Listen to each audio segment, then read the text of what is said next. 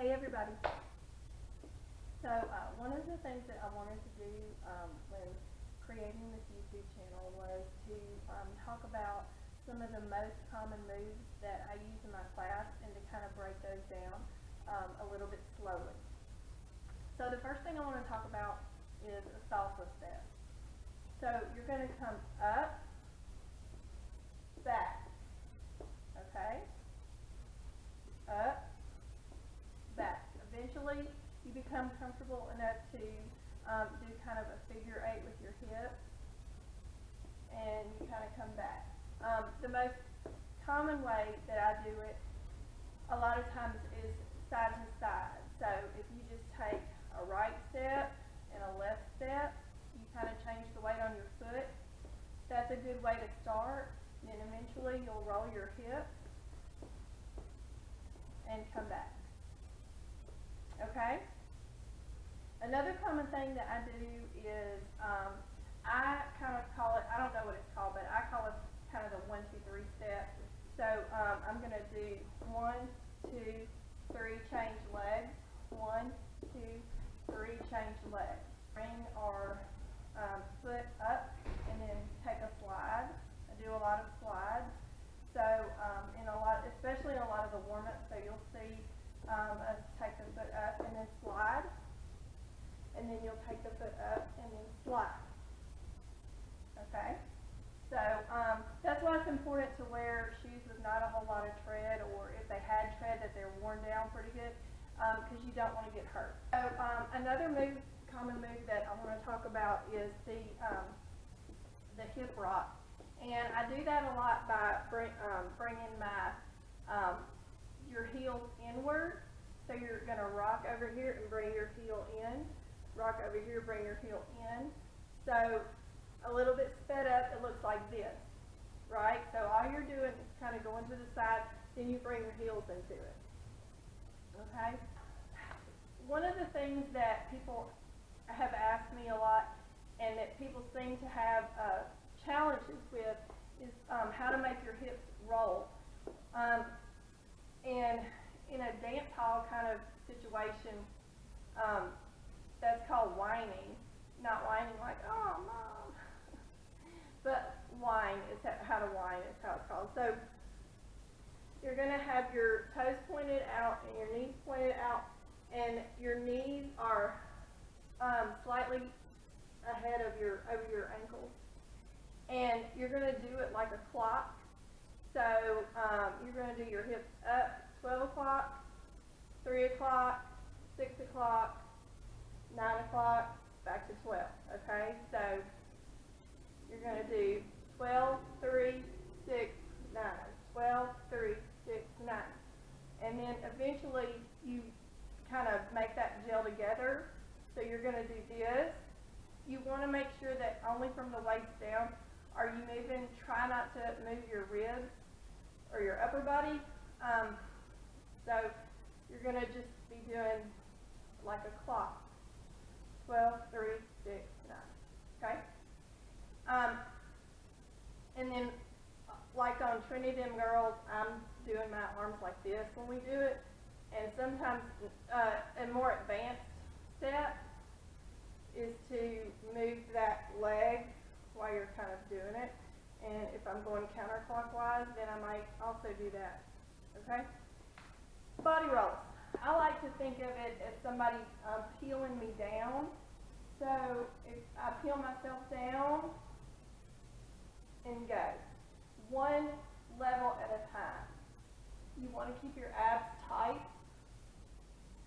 And a lot of people, especially me, I have a good side and a bad side. So it's easier for me to do it this way, I think.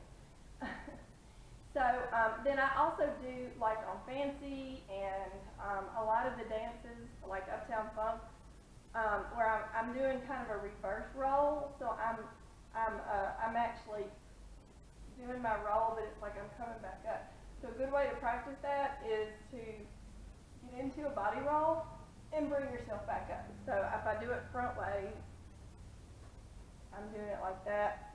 or I'm coming back up. Another thing that I do a lot in class that we will do is this little pony rock with your feet, but I add my inner thighs because it really works your hips and thighs. So so a lot of the songs like this, you'll see us doing like that. You're just doing that pony, but you're kind of adding bending your knees in as you get more comfortable. A lot of walking back and forth. It's kind of a sexy walk. So you want to really, when you're doing that walk, you want to really put some attitude in it. Right?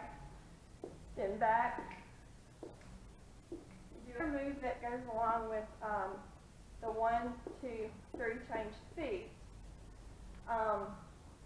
Is a move that I do where I'm rocking my hips up and back, and then I'm switching to the other side. So you do rock your hips up with your weight on your front foot, rock them back with your weight on your back foot, then put this leg behind you,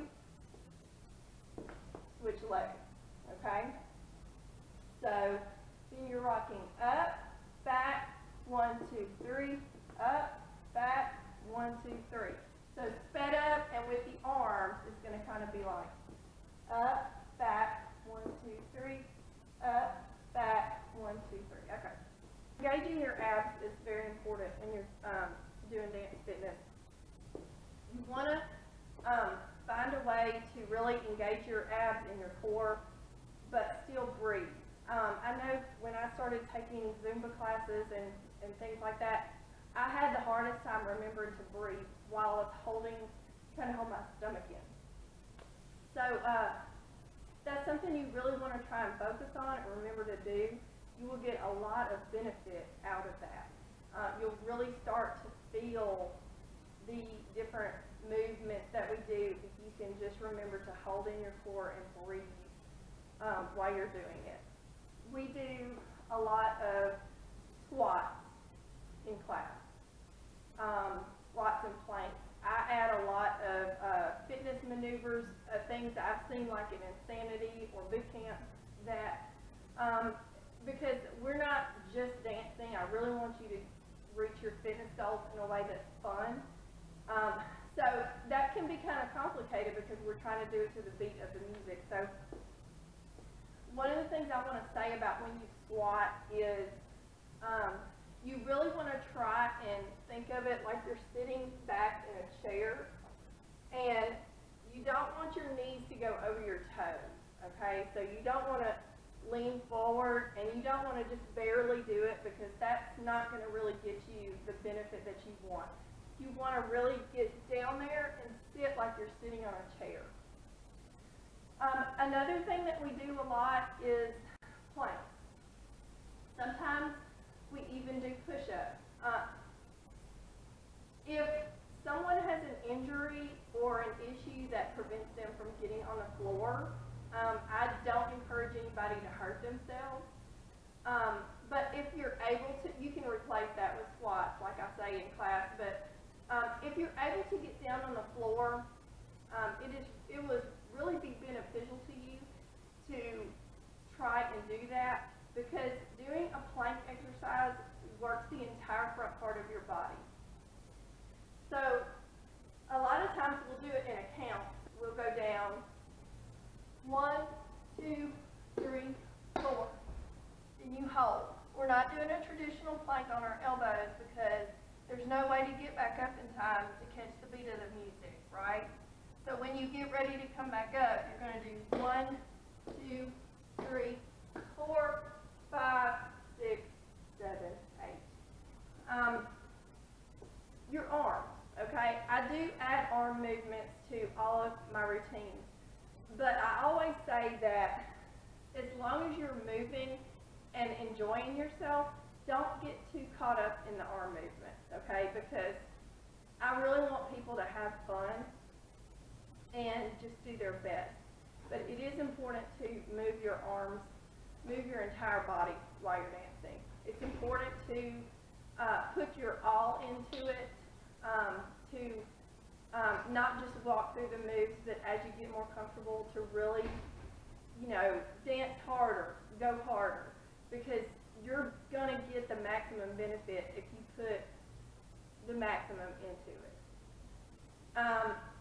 The last thing that I want to talk about is the importance of stretching. You should be stretched out before you walk in here for class. Although all of my classes include a warm-up time of 5 to 10 minutes, depending on the song choice, and a cool-down portion of about 5 minutes. It's important for you to actually get down and stretch before you come in here, and not to, if you have to leave before the cool-down, that's fine, but make sure you stretch or cool down at home, because you will get injured if you don't stretch properly. One of the main stretches that I use is, I call it the 8-count stretch, and it's a good way to kind of go all the way around, and you'll see it a lot. And sometimes I make it a 4-count stretch depending on the song, but the 8-count stretch goes 1, 2, 3, 4, 5, 6, 7, 8. 2, 3, 4, 5, 6, 7, 8. 2, 3, 4, 5, 6, 7, 8. 2, 3, 4, 5, 6, 7, 8. Then we go to the other side. Another thing I've talked about in class is how to stretch out your hips. I do a lot of movements like this to stretch out my hips. I go to the other side. I also come down in a squat and just sit there or reach behind myself to stretch out my hips. It's just important to really stretch and make sure that you avoid injury, because nobody wants to be sidelined into doing things that they love to do. So the biggest thing I want people to take away from a Body Rock class is that this is about getting your confidence back. This is about feeling good about yourself, being sexy. This is the place to get your inner diva out. It's a safe place. Nobody's judgmental in this class. This is all about us supporting each other toward our fitness goals. I'm not a professionally trained dancer by any stretch of the imagination. I just watched other people and tried to learn. I just try to bring my own style to it as best I can. But I'm inspired by a lot of different people in the fitness community, especially the dance fitness community, and I'm inspired by everyone that comes to my class every week. And I want to do a good job for you guys. So all I have to say is move